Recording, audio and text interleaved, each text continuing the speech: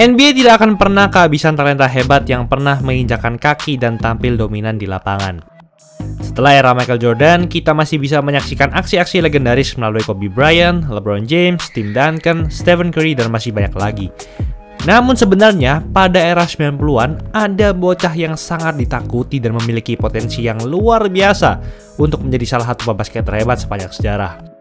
Ia bahkan menjalani masa SMA yang jauh lebih sukses dibandingkan Kobe Bryant. Namun, berbeda dengan Kobe yang keluar sebagai legenda di akhir karirnya, ia malah terjebak dalam berbagai nasib buruk hingga tidak pernah bermain 1 detik pun di atas lapangan NBA. Apa yang sebenarnya terjadi dengannya? Sebelum lanjut, jangan lupa like dan subscribe ya. Simak ulasan berikut ini.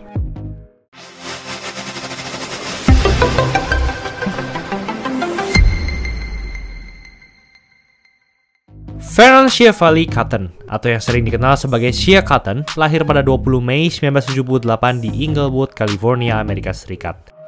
Sejak kecil, Cotton telah memiliki badan yang sangat besar dan atletis. Saat masih kelas 6 dan berusia 12 tahun, ia telah memiliki tinggi badan 180 cm dan berat badan hingga 82 kg.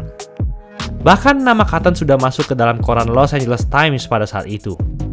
Bocah ini sudah sangat terkenal sebelum masuk SMA. Ia berhasil melakukan dunk dan alley-oop saat masih kelas 7, sesuatu yang mustahil untuk dilakukan dalam kurun waktu tersebut. Cara bermainnya sudah seperti Michael Jordan. Selain itu, ia juga sudah berhadapan dengan Paul Pierce dan Kevin Garnett yang nantinya bakal jadi legenda NBA. Pierce pun terkagum dengan permainannya. Meski Pierce setahun lebih tua darinya, Cotton selalu mendominasinya di atas lapangan. Tim Cotton selalu mengalahkan tim Pierce setiap tahun di turnamen AAU Las Vegas, sebuah ajang kompetisi untuk anak-anak muda di Amerika Serikat cabang Las Vegas. Mereka baru saja mengalahkan tim Cotton setelah kedatangan Kevin Garnett. Garnett bahkan juga menyebut kalau badan Cotton sudah sangat kekar untuk usia anak SMP dan perkembangannya sudah mendahului anak-anak lainnya. Berdasarkan pengalaman mereka, Pierce dan Garnett berani menyebut bahwa Cotton adalah LeBron James sebelum LeBron James. Ketenaran Cotton pun semakin meningkat drastis setelah lulus SMP. Cotton melanjutkan pendidikan dan karir basket mudanya di SMA St. John Bosco di Bellflower, California, Amerika Serikat. Namun ia hanya bermain sebanyak 4 pertandingan saja di sekolah itu, dan pada pertengahan musim ia akhirnya pindah ke SMA Mater Dei di kota Santa Ana, California. Di sana, Cotton bisa bermain dengan teman-teman dekatnya. Pada tahun pertamanya di Mater Dei, Cotton langsung tampil ganas. Dengan tinggi badannya yang semakin bertumbuh hingga 193 cm, ia langsung mencatatkan rataan 20 poin dan 7 rebounds per game. Di usia 15 tahun, ia sudah menjadi cover dan mendapatkan artikel di Sports Illustrated, majalah olahraga terbesar di Amerika Serikat. Hal tersebut sudah dapat menjelaskan seberapa hebat Cotton pada saat itu.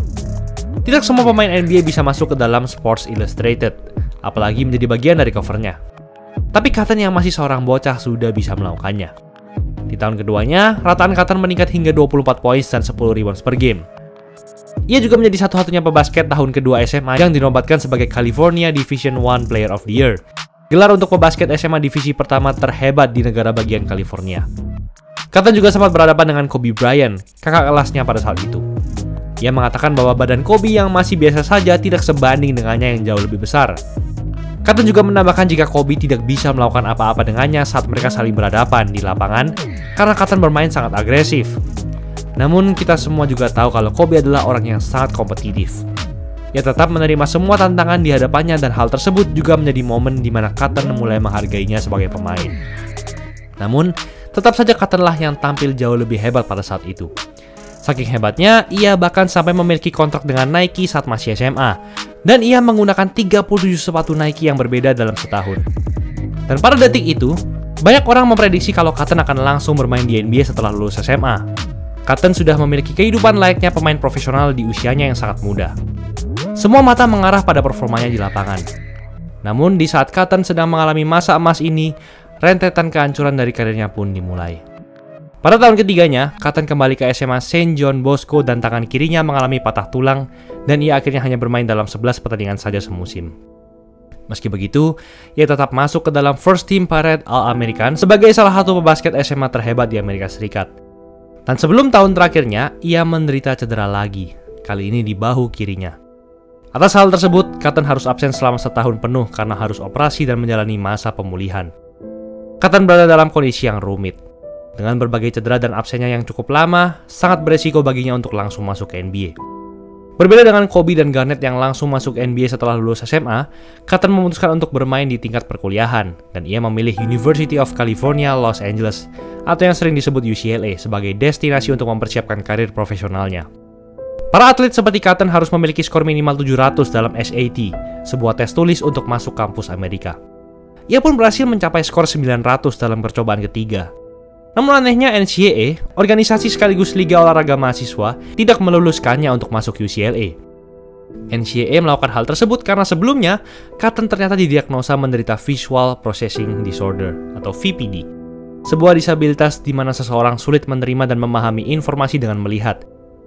Sehingga penjaga tes atau ITS mengizinkannya untuk melakukan tes khusus, di mana ia diberi waktu pengerjaan yang lebih lama dan teks tulisan yang lebih besar pada tes ketiganya itu. Namun NCAA justru merasa itu adalah kecurangan. Cotton pun merasa ia dijebak oleh NCAA. Ia akhirnya kembali ke jenjang SMA bersama St. Thomas More Preparatory School untuk meningkatkan kualitas akademiknya. Setelah menghabiskan setahun di sana, Cotton mencoba lagi untuk bergabung dengan North Carolina State University. Dan lagi-lagi NCAA menolak hasil SAT-nya sehingga ia gagal untuk masuk ke sana. Cotton akhirnya bergabung dengan Long Beach City College, sebuah junior college satu setara dengan pendidikan D3. Di sana ia mencatatkan rataan 25,8 poin dan 5,8 rebounds per game. Di sisi lain, keluarga Cotton juga menggugat NCAA karena telah melakukan diskriminasi terhadap atlet yang mengalami disabilitas.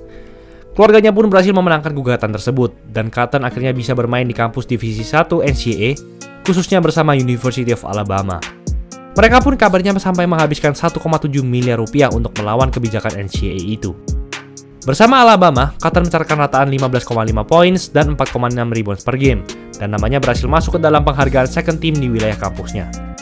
Cotton masih memiliki 2 tahun tersisa bersama Alabama, namun ia memutuskan untuk ikut NBA Draft di usia 22 tahun setelah setahun bersama mereka. Namun sayang, Cotton tidak dipilih oleh tim NBA manapun.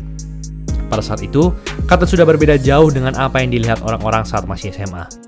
Pertumbuhan tinggi badan Cotton akhirnya berhenti di angka 198 cm dan ia bermain di posisi forward atau center.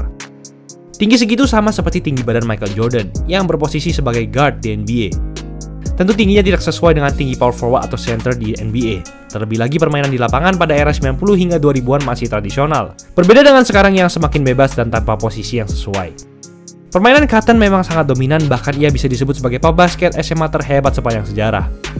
Namun umumnya musuh-musuh yang dihadapi Cotton saat SMA masih berada dalam fase pertumbuhan dan belum mencapai potensi maksimalnya. Akan sangat susah tentunya jika Cotton berhadapan langsung dengan berbagai forward dan center kelas NBA yang memiliki tinggi lebih dari 210 cm. Selain sudah sangat terlambat karena menghadapi berbagai masalah tadi, tim-tim NBA juga ragu dengan cara bermainnya. Usianya juga sudah 22 tahun ketika ia mengikuti NBA Draft, di mana pemain yang sudah berusia setua itu akan jarang dipilih oleh tim-tim NBA. Cotton akhirnya menjalani karir profesional selama 10 tahun di berbagai belahan negara, mulai dari Serbia, Cina, Prancis, Venezuela, dan Republik Dominika. Performanya pun selalu naik turun. Di satu tim, Cotton bisa mencatatkan rataan lebih dari 25 poin per game dan bermain seperti seorang bintang. Namun di tim yang lain, ia bahkan tidak bisa mencetak lebih dari 5 poin per game. Secara tidak langsung, Cotton di-ban untuk bermain hingga mendominasi NBA oleh NCAA. Ia merupakan korban dari sistem yang tidak tertata jelas saat itu. Bayangkan saja, apa yang akan terjadi jika Cotton berhasil masuk UCLA dan tidak terlambat untuk masuk NBA? Atau jika ia berani untuk langsung ke NBA setelah lulus SMA? Setidaknya, ia masih dapat bermain di liga-liga profesional luar sehingga talentanya tidak terbuang sia-sia, meski itu bukan di NBA. Namun, Cotton sudah berdamai dengan kondisi ini. Ia sekarang memiliki tujuan untuk menggerakkan atlet-atlet muda agar mereka juga mementingkan sisi akademik, sehingga hal serupa yang dialami Cotton tidak terjadi kepada mereka. Dulunya Cotton juga berhadapan dengan bintang-bintang NBA. Akan tetapi, takdirnya harus berubah drastis, sebab hal sekecil apapun dapat mengubah jalan hidup kita, baik itu disadari maupun tidak. Itulah ulasan mengenai episode kali ini. Tahun baru isi Sportswear lagi promo 100.000 doang per setel. Kualitas dijamin terbaik, full print, jahitan rapi, 100% polyester, nyaman pol. Dari ukuran bayi sampai jumbo ada semua, gak usah takut kekecilan atau kebesaran. Kalau ada yang cacat, langsung kami ganti 100%, kepuasan pelanggan nomor 1. Custom jersey olahraga apapun cuma mulai dari 100.000 per setel di Isi Sportswear aja.